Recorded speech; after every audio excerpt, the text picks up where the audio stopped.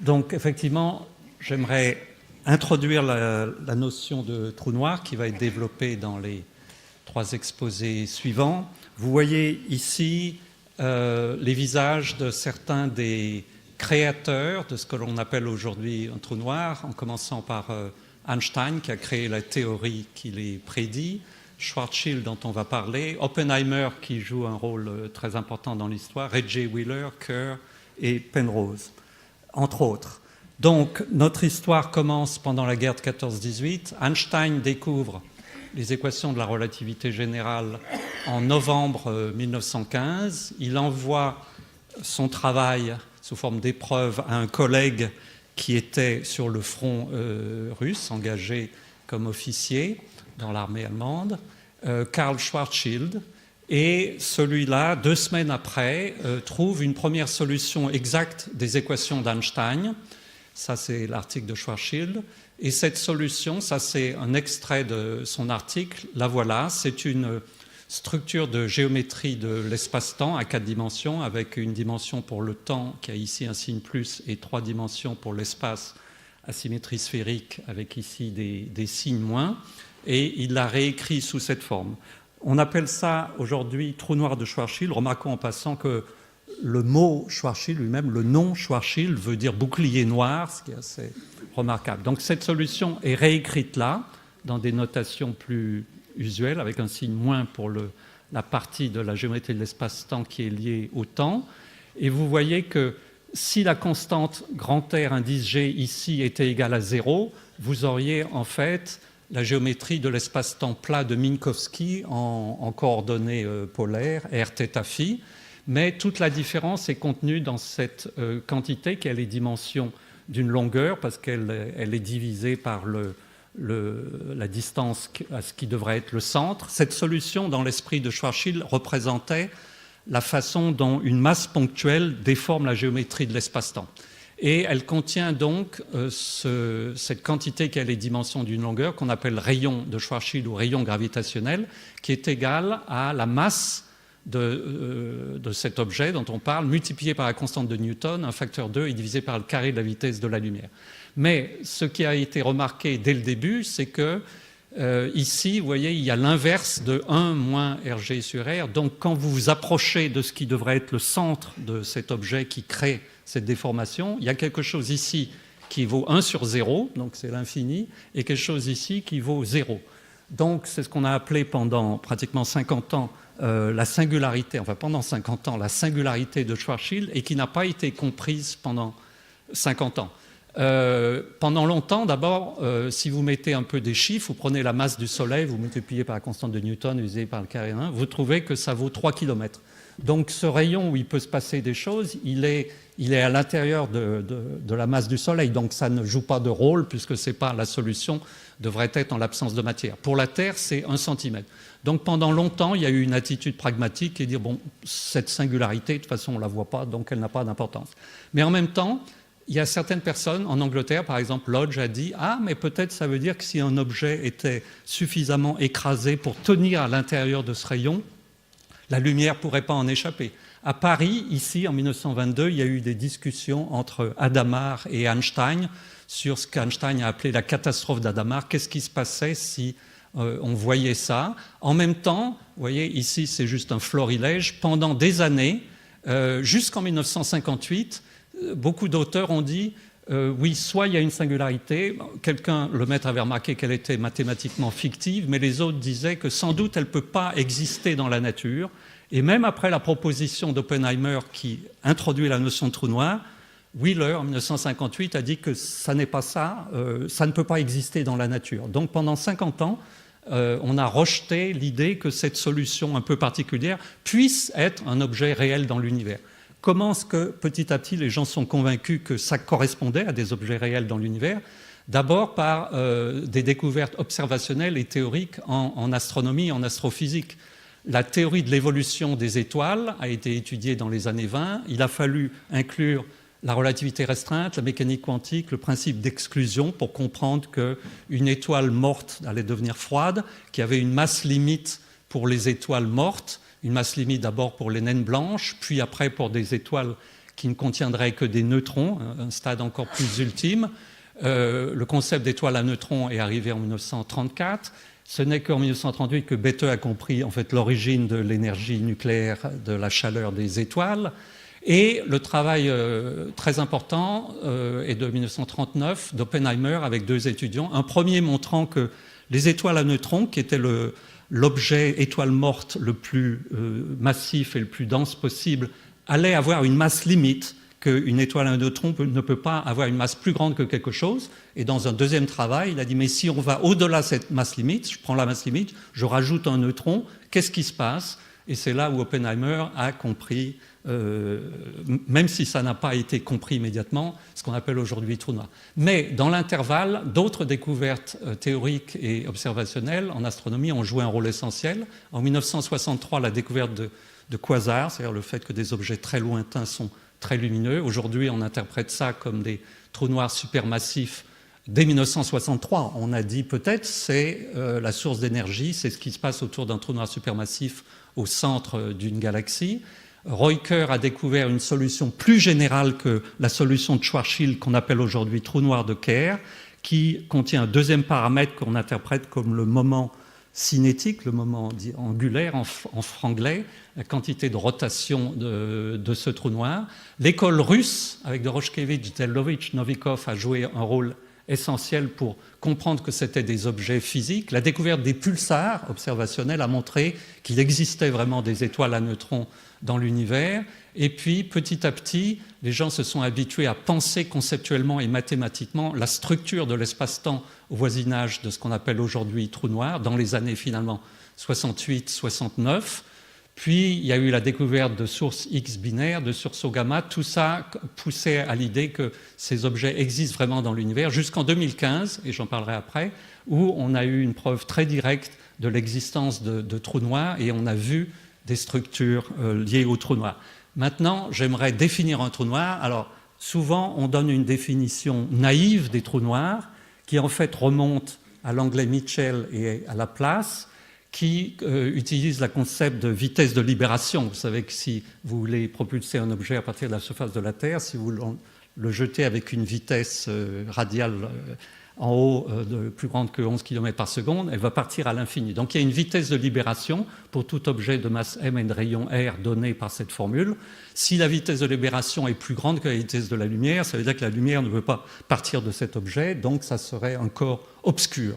Ça, c'est une première définition naïve à la Laplace. Mais en fait, voilà la vraie définition d'un trou noir. Je vais passer une minute à expliquer ça. Et cette définition, c'est ce qu'a compris Oppenheimer et Snyder en 1939, et surtout ce que l'école russe a compris à la fin des années 60, et aussi en Angleterre, Roger Penrose et d'autres.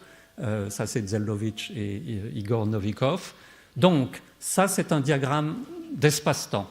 Ça veut dire que le temps est la dimension verticale. Ici, l'espace est simplifié à 2 dimensions. Donc, les tranches ici à t égale constante, c'est un espace à 2 dimensions. Et ici, vous avez une étoile qui va s'effondrer. Donc, à l'instant initial, l'étoile a un grand rayon. Et puis, quand je prends des tranches à des temps supérieurs, le rayon est de plus en plus petit, c'est-à-dire que l'étoile s'effondre. On pourrait s'imaginer qu'une étoile va s'effondrer en un point. En fait, cette étoile, au moment où elle s'effondre, ce que newtoniennement, on dirait, elle va s'écraser sur elle-même en un point au centre, il se passe des choses beaucoup plus compliquées dans l'espace-temps. Il apparaît plusieurs structures.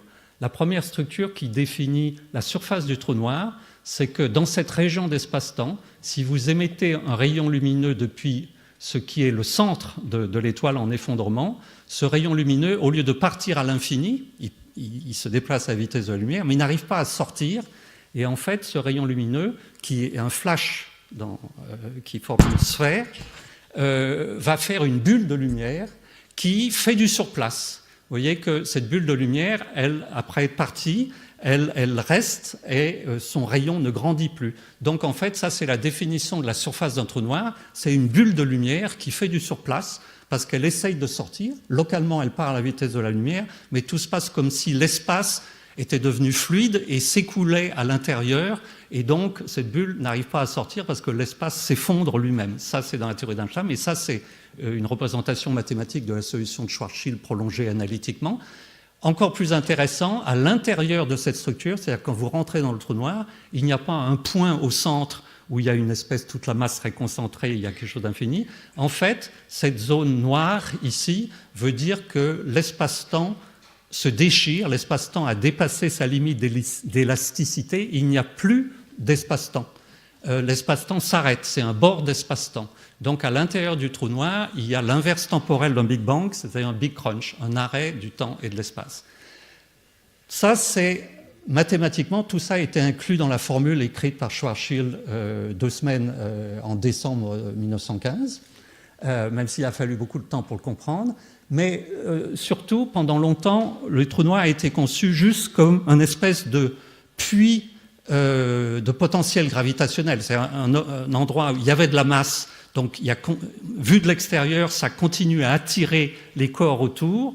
Donc, c'est un puits de potentiel gravitationnel qui est donné toujours par cette formule de Schwarzschild. Voilà la formule découverte par Reuter qui contient 2 paramètres, la masse et ce paramètre A qui est lié au moment cinétique de cet objet.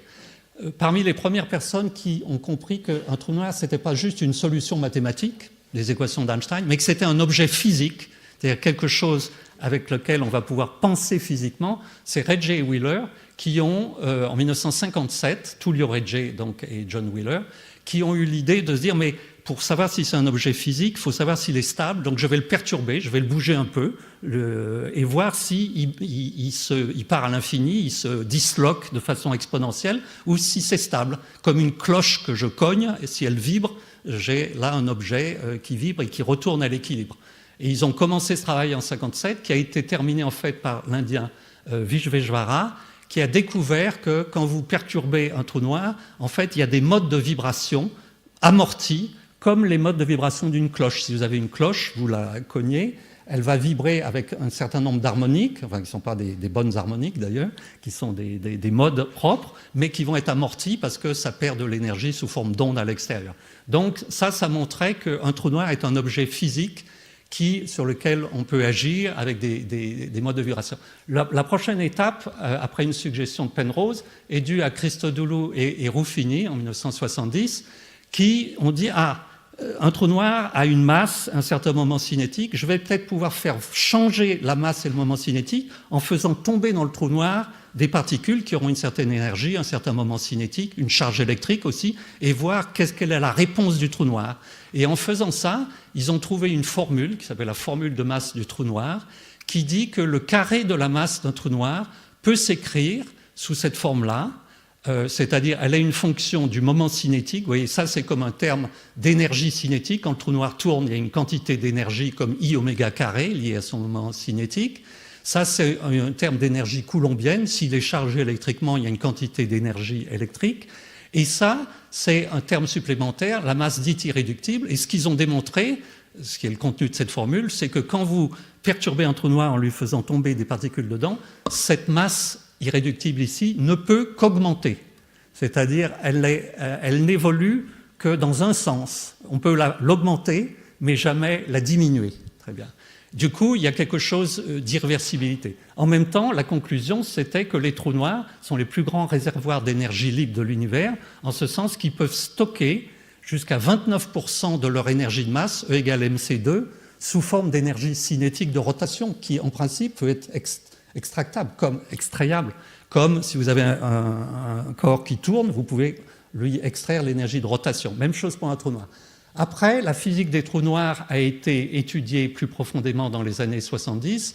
On a compris que l'irréversibilité était liée à un résultat très général, que pour tout trou noir, c'est finalement la masse irréductible est une mesure de l'air du trou noir et que c'est l'air, la surface du trou noir, qui augmente toujours, comme dans la thermodynamique, l'entropie augmente toujours. Il y a une quantité qui augmente toujours, qui est l'air.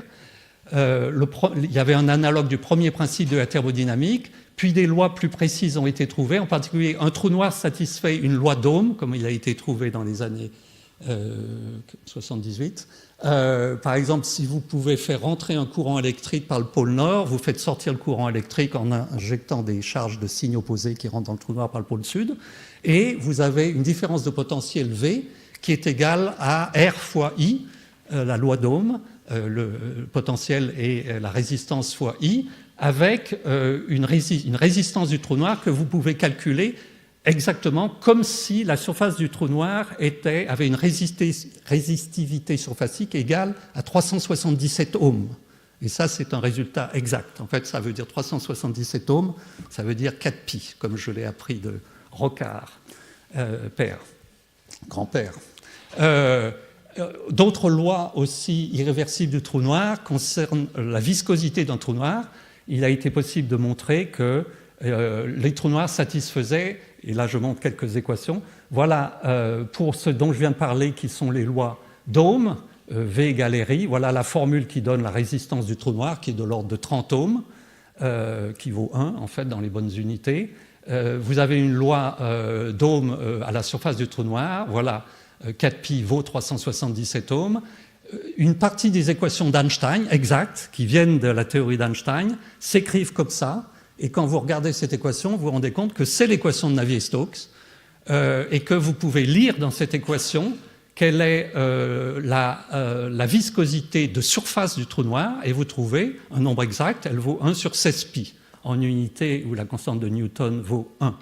Donc il y a des analogies profondes entre la physique des trous noirs et la physique des objets dissipatifs. Bien. Les trous noirs, à part leurs propriétés physiques, jouent un rôle central en astrophysique qui va être discuté de façon plus complète dans les exposés qui suivent. En particulier, l'idée, c'est qu'il y a des étoiles beaucoup plus massives que le Soleil, et donc, après leur évolution, comme elles ne peuvent pas finir sous forme d'étoiles à neutrons, parce que la masse limite des étoiles à neutrons est de l'ordre de 2,5, peut-être 3 fois la masse du Soleil, il faut bien qu'ils fassent quelque chose. Donc, depuis longtemps, on suppose qu'elles forment des trous noirs. Donc, dans notre galaxie, des étoiles de 50 masses solaires pourraient donner des trous noirs de 10-15 masses solaires, et on a trouvé des sources X binaires qui s'interprètent effectivement comme des trous noirs d'une dizaine de masses solaires, autour desquels il y a un disque de gaz qui est pris d'une étoile compagnon autour, une étoile normale, et c'est le disque de gaz qui est chaud et qui émet, ce n'est pas le trou noir qui émet. Le même type de système, c'est-à-dire des disques qui émettent de la lumière et qui peuvent émettre des jets relativistes, on pense qu'ils existent aussi avec des trous noirs supermassifs au centre des galaxies. Ça sera le sujet d'un exposé successif. Une preuve qui jusqu'à présent était une des preuves les plus directes qu'il y a bien des trous noirs dans l'univers, vient du centre de notre galaxie, où les travaux en particulier de Reinhard Genzel et d'autres ont montré qu'en suivant ça c'est le centre de notre galaxie, vous voyez des étoiles. Ces étoiles, pendant 10 ans, 15 ans, on les voit bouger sur le ciel. Ça, c'est, vous voyez, chaque année, c'est la position de l'étoile. Et quand vous en faites plusieurs, vous voyez que ces étoiles tournent selon des ellipses keplériennes autour d'un foyer central de l'ellipse, au sens mathématique. Vous pouvez calculer la masse qu'il faut mettre dans ce foyer pour que ces étoiles tournent sur des trajectoires keplériennes, et vous trouvez 4 millions de fois la masse du Soleil. Une des preuves expérimentales les plus directes que nous avons que les trous noirs non seulement existent, mais sont décrits par la théorie d'Einstein, sont les observations récentes de LIGO-Virgo, publiées pour la première fois le 12 février 2016, parce que ces observations sont interprétées comme étant le signal dû à le mouvement de deux trous noirs qui tournent l'un autour de l'autre pendant en fait des millions d'années, mais à la fin ça dure quelques dixièmes de seconde, ils tournent de plus en plus vite et les deux trous noirs se rapprochent et fusionnent. Vous pouvez imaginer comme deux bulles de savon qui, quand elles s'approchent trop, vont fusionner pour faire une seule bulle de savon. Et comme Vishveshvara l'avait prédit, quand vous formez un trou noir en fusionnant deux trous noirs, il ne va pas être à l'équilibre au début où vous formez cette nouvelle bulle de savon, et donc ça va vibrer avec les modes de vibration d'un trou noir qui, en fait, n'ont pas été observés en grand détail, mais il a été démontré que le signal observé est compatible à 96%, c'est-à-dire modulo une incertitude de 4%, par la prédiction complètement précise de la relativité générale. Bien. Depuis, les observations de LIGO-Virgo ont observé 5,5 systèmes de ce type-là, des trous noirs d'ailleurs plus massifs que ceux qu'on observe dans notre galaxie. Et dans le futur, c'est-à-dire dans 2-3 ans, LIGO-Virgo devrait voir tous les jours une coalescence de trous noirs binaires.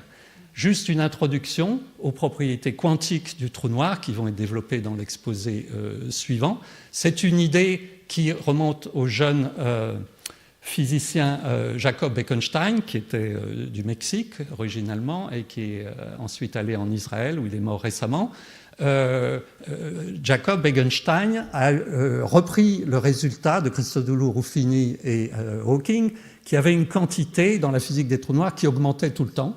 Et il a montré plus précisément que quand vous faites tomber une particule dedans, on peut interpréter cette quantité en la multipliant par un certain facteur comme une entropie, en ce sens que quand une particule tombe dedans, vous perdez un bit d'information, en gros, et donc cette quantité augmente d'une quantité 1. Grâce à ça, il a deviné une formule qui disait qu'on doit attribuer au trou noir, à tout trou noir, une entropie qui représente une information cachée à l'intérieur ou qui a été perdue, et une fois que vous avez la thermodynamique, une température associée. Mais son calcul ne permettait pas de fixer le coefficient devant l'entropie. Ça a été fixé par Hawking, qui a découvert que quand vous créez des paires virtuelles à l'intérieur du vide quantique ici dans l'espace-temps, il y a une paire qui peut être absorbée par le trou noir, une qui est part à l'infini. Ça donne une température du trou noir qui a été calculée par Hawking. Et à partir de la température, vous pouvez fixer le coefficient dans l'entropie du trou noir. Vous trouvez un quart. D'autres aspects de l'entropie des trous noirs, c'est que le rapport entre la viscosité et l'entropie, par exemple, vaut exactement 1 sur 4π, qui sont des propriétés universelles des trous noirs. Certains problèmes restent ouverts, enfin beaucoup de problèmes restent ouverts dans la physique quantique des trous noirs, en particulier, qu'est-ce qui se passe quand le trou noir est complètement évaporé avec l'information, l'état pur qui a créé le trou noir. Je voudrais aussi dire que, ici j'ai dit que du point de vue de la physique classique, on comprend, les physiciens pensent comprendre la physique des trous noirs. En fait, du point de vue mathématique, ça n'est pas le cas. Du point de vue mathématique, le problème essentiel qui est de savoir est-ce que quand une étoile s'effondre, vous formez vraiment un trou noir ou une singularité de l'espace-temps qui serait nue que vous pourriez toucher. En fait, ce problème n'est pas résolu mathématiquement, il est trop difficile pour les méthodes mathématiques. Même des problèmes plus simples, je vous ai dit, il y a des solutions connues, Schwarzschild, Kerr, les physiciens ont démontré, entre guillemets, que ces solutions étaient uniques et stables. En fait, l'unicité n'est pas démontrée mathématiquement et la stabilité n'est pas démontrée mathématiquement rigoureusement, même s'il n'y a pas énormément de doutes. Quelque chose qui est encore plus mystérieux, c'est que j'ai dit probablement à l'intérieur d'un trou noir, ce qui se passe, c'est qu'il y a un big crunch, c'est-à-dire que l'espace-temps s'arrête à une espèce d'hypersurface d'espace-temps qui est comme un instant t égale à 0, mais dans le futur, un t max, au-delà duquel il n'y a plus ni temps ni espace. En fait, on ne sait pas, ni physiquement ni mathématiquement, si la structure a vraiment cette singularité dite space-like. Ça, c'est des problèmes mathématiques ouverts. Je ne vais pas lire tout ça. Mes conclusions, c'est juste un résumé qui est écrit ici. Je voulais juste dire que, en fait, il faut bien voir que le trou noir, pourquoi il a fallu 50 ans pour le prendre au sérieux, c'est qu'il y a une violence conceptuelle énorme dans le concept de trou noir. C'est pas du tout une solution à la Laplace et Mitchell, c'est tellement violent et c'était à la fois caché et évident dans les équations qu'il a fallu beaucoup de temps et beaucoup de découvertes observationnelles pour se convaincre que c'était des objets qui existaient en physique, qui existaient en astrophysique, qui existaient mathématiquement, et aujourd'hui on en est convaincu. Merci.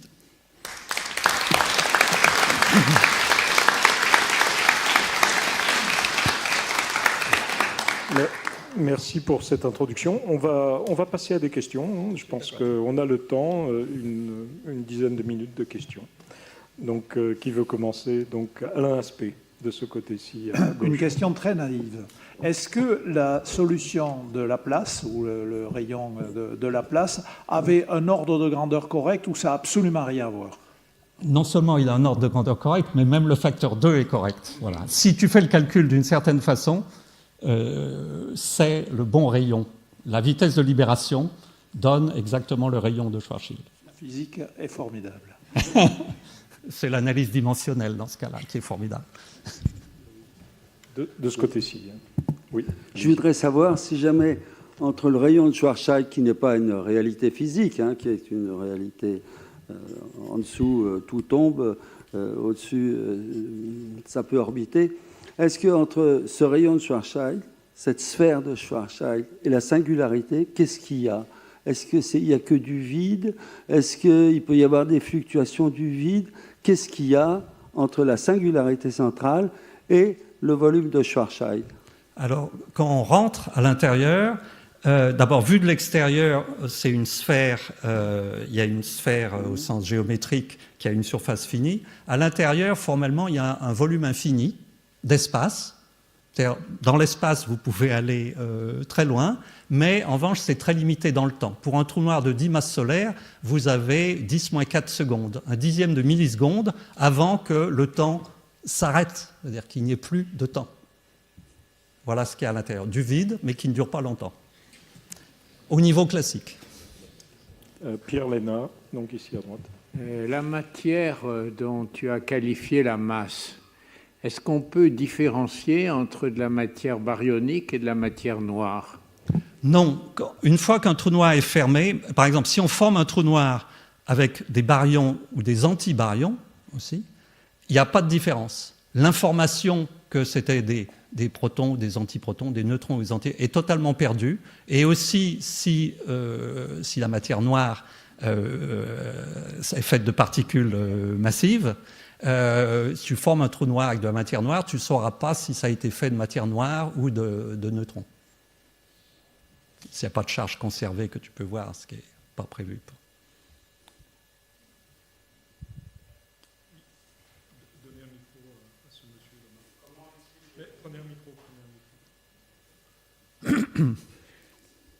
Comment expliquez-vous l'accroissement d'entropie de la coalescence des deux trous noirs? Il semble que pour les 5 événements, cet accroissement soit de l'ordre de 1,5. Je ne suis pas sûr. 1,5 quoi. C'est la surface. En pourcentage. En pourcentage. La surface de l'air des deux trous noirs progéniteurs et la surface du trou noir final. Tout à fait. Le théorème de Christodoulou et Ruffini montre que tout processus irréversible va augmenter la surface. Si vous faites une irréversibilité légère, vous laissez tomber des petites particules, vous augmentez assez peu la surface du trou noir et vous pouvez le faire de façon quasi adiabatique. Si vous voulez augmenter la masse d'un trou noir sans augmenter sa surface, par exemple, il faut déposer une particule juste à la surface à une vitesse nulle, en un certain sens, pour qu'elle rentre juste comme ça, qu'elle donne de l'énergie potentielle, mais pas d'énergie cinétique où elle tomberait dedans. Les deux trous noirs qui ont fusionné, effectivement, c'est un processus violent, très irréversible, où ils se sont cognés en un certain sens à une grande vitesse. Donc, je n'ai pas fait le calcul, mais effectivement, c'est irréversible. Donc, il est normal que la somme des aires, enfin l'aire finale soit plus grande que la somme des aires au départ.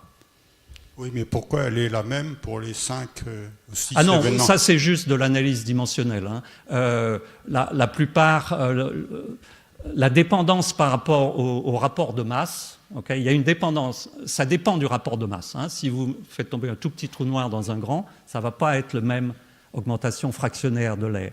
La dépendance par rapport au rapport de masse des deux est une fonction qui atteint son maximum à les masses égales, et toute fonction qui a un maximum à une masse égale est pratiquement constante dans une plage assez importante autour. Donc en fait, il est normal que l'accroissement d'entropie soit à peu près plate comme fonction pour ce qui a été observé, qui ont des rapports de masse de l'ordre de l'unité. Merci. Comment pouvez-vous utiliser sa réticence et les équations de la relativité générale alors qu'elles ne sont pas quantiques? D'abord, comme on va l'entendre dans l'exposé qui vient, il est vrai que les équations de la relativité générale sont une approximation classique. La théorie des cordes montre, en revanche, que quand vous faites une théorie quantique de la gravitation, sans connaître du tout la théorie d'Einstein, mais que vous posez la question de quantifier des cordes, et les cordes contiennent en fait un mode de vibration qui est un graviton, vous trouvez que toute la théorie d'Einstein en sort nécessairement. C'est-à-dire que la structure de la théorie d'Einstein est telle que quand vous faites la théorie quantique de la gravitation, vous trouvez nécessairement toute la structure d'Einstein. Donc en fait, il est vrai qu'aujourd'hui, on n'a pas une théorie quantique de la gravitation complètement comprise de A à Z, Mais de loin, on sait que la théorie d'Einstein est à 99% compatible avec la physique quantique de ce point de vue-là. Oui, oui vas-y. Je voudrais revenir sur les modes de vibration dont tu parlais. Est-ce que tu peux en dire un petit peu plus? Est-ce qu'ils ont un bon facteur de qualité? Est-ce qu'ils sont peuplés thermiquement? Est-ce qu'on peut détecter un rayonnement associé à ces modes? Alors, ils ont un très mauvais facteur de qualité, en ce sens qu'ils décroissent très vite. Le facteur de qualité est de l'ordre de l'unité en général, sauf pour certains modes, pour des trous noirs qui tournent pratiquement au maximum, où là, ils arrivent à avoir un facteur de qualité plus grand que 1. En général, ces modes sont damped, amortis très rapidement. C'est une mauvaise cloche. Pardon, c'est une mauvaise cloche, oui, oui. En plus, ils ne sont pas du tout harmoniques. Mais ce qui compte, c'est qu'ils existent. En fait, on démontre que lors de la fusion de deux trous noirs, tu excites surtout le mode fondamental.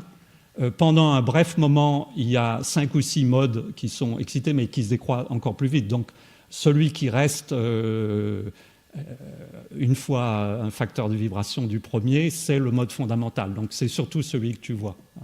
Et ils ne sont pas peuplés ici thermiquement, parce que si tu le crées une fois, c'est un processus dynamique. Hein. Tu cognes 2 cloches, ça fait une cloche plus grande qui vibre. Voilà. C'est ce qu'on a vu sur les signaux? Non, en fait, l'essentiel, je ne vais pas montrer ici, je l'avais montré il y a quelques mois, il y a un an. Ce qu'on voit ici, c'est encore les 2 trous noirs qui tournent l'un autour de l'autre. La partie qui devrait être le mode de vibration apparaît sur les calculs analytiques et numériques ici. Ça, c'est la partie. Ici, c'est le moment de la fusion. Voilà, le maximum du signal, de l'amplitude du signal, c'est la fusion. Après la fusion, ici, on voit, voilà, c'est amorti très vite. On voit une vibration. Mais si on regarde maintenant les données, elles sont complètement bruitées. Donc, les gens de LIGO Virgo ont fait beaucoup d'efforts pour montrer que tout de même, on arrive à sortir à 50% près, qu'on a vu à peu près le quasi-normal, que c'est compatible. La preuve directe que je citais, 96%, veut dire l'overlap entre ça et tout le signal, y compris le mode de vibration, mais le mode de vibration ne joue qu'une petite fraction de ça. Édouard Brézin, là, juste. Cette merveilleuse formule de Bekenstein-Hawking a quand même un grand mystère, car elle n'est sensible à rien. En d'autres termes, si les modes des degrés de liberté de particules qui tomberaient dans un trou noir étaient augmentés, par exemple s'il y avait plus de saveur que ce que nous connaissons, a priori, il y a une croissance d'entropie plus grande lorsqu'on perd une particule qui a un degré de liberté supplémentaire. Or, cette formule est insensible à cela. Est-ce que ça signifie, la seule façon de s'en sortir est d'imaginer que s'il y avait plus de degrés de liberté, la constante de Newton serait différente? Autrement dit, est-ce que cette formule implique nécessairement qu'il y a un couplage entre gravitation, qui là est sous la forme de la constante de Newton, et les autres interactions des particules élémentaires? En partie, oui. Ça, effectivement, tu touches là un point important. Initialement, Bekenstein disait naïvement l'entropie, c'est le nombre de façons de former un trou noir, y compris le nombre d'espèces. Et là, il y a le problème, si on multiplie les espèces, on aura n'importe quoi, etc. Une partie de ce que tu dis a été techniquement prouvée, en ce sens qu'une partie de cette entropie, à un certain moment, les gens ont dit « Ah oui, l'entropie du trou noir, c'est une entropie de entanglement, d'intrication ». C'est-à-dire le fait qu'on n'a pas accès à l'intérieur veut dire qu'on a la physique quantique à l'extérieur et donc je vais calculer l'entropie de von Neumann de tous les modes à l'extérieur. Mais ça, c'est infini, en fait. Ça dépend du cutoff. Mais ce que tu démontres en le faisant, que c'est exactement l'infini qui est contenu dans la renormalisation de G, qui est aussi infini. Donc effectivement, ça supprime cet infini-là. Ça explique une partie du fait que quand tu augmentes le nombre de modes possible de la théorie quantique des champs, c'est absorbé dans G, mais ça n'explique pas tout. Je vais laisser à Pierre Van Hove le soin d'expliquer encore. Il reste des mystères. Ne nous cachons pas, cette formule, avec son universalité, on ne comprend pas encore profondément. La théorie des cordes, dans certains cas, dit qu'avant que le trou noir soit formé, quand un objet, on peut compter son nombre d'états, ça donne bien le 1/4, donc c'est déjà remarquable, mais c'est des objets particuliers. que cette formule soit toujours vraie et reste un mystère. On ne sait pas quels sont les états microscopiques d'un trou noir une fois formé. On va s'arrêter là. Merci beaucoup.